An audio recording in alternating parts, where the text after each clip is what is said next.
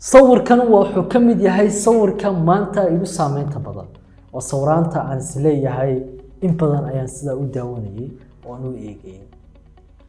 Mother is one hooyinkan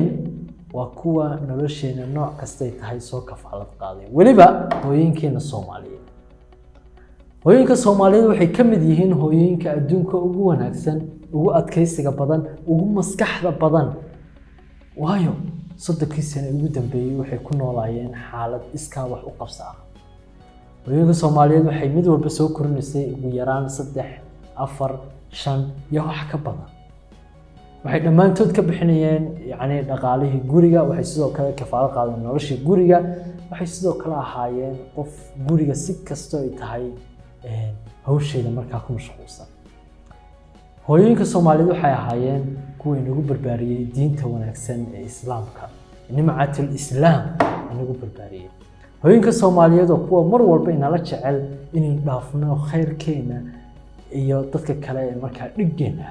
hooyinka Soomaaliyeed waxay jeceshahay inankeeda ama inanteedu inay noqoto qofka ugu wanaagsan ee adduunka jooga ugu horumarka wanaagsan laakiin inaga maxaynu ugu falcelinay maxaynu ku celinay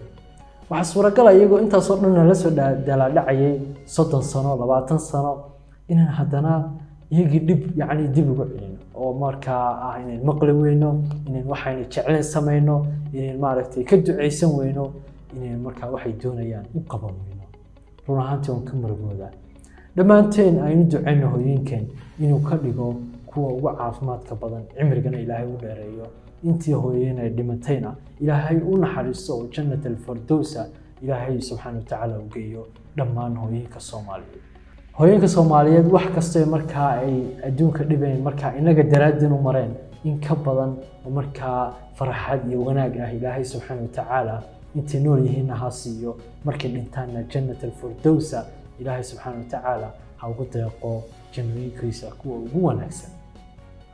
aynu wada duceyno hooyinkan malabaad hooyinkan ay maqalno wax kasta aynu dhahan ay maqalno aynu markaa madaxa markasta ka dhunkanno in ka duceysano